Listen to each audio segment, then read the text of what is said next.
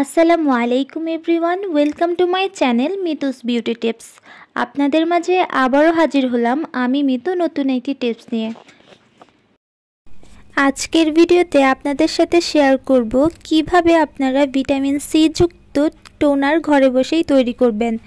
আমরা সকলে জানি ভিটামিন সি আমাদের ত্বকের জন্য খুব ভালো কাজ করে।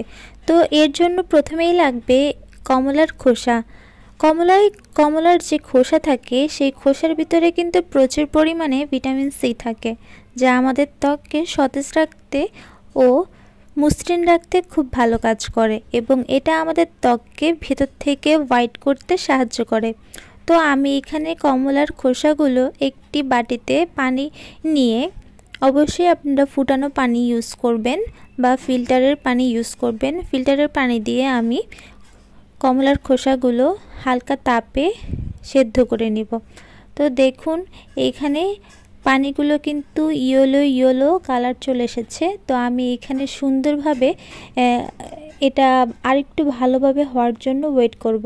এর সাথে আমি সামান্য পরিমাণে হলুদ অ্যাড করে দিয়েছি। হলুদ কিন্তু আমাদের ত্বকের ব্রণ দূর করতে খুব ভালো কাজ করে এবং আমাদের ত্বককে ভেতর থেকে সুন্দর ও উজ্জ্বল করে।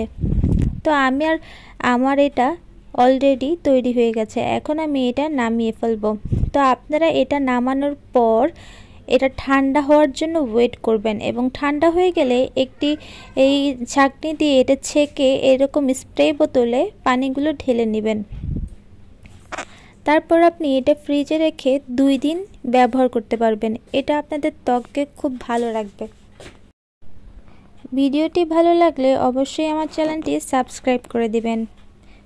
নতুন ভিডিও পেতে অবশ্যই আমাদের সাথেই থাকুন। ধন্যবাদ সবাইকে।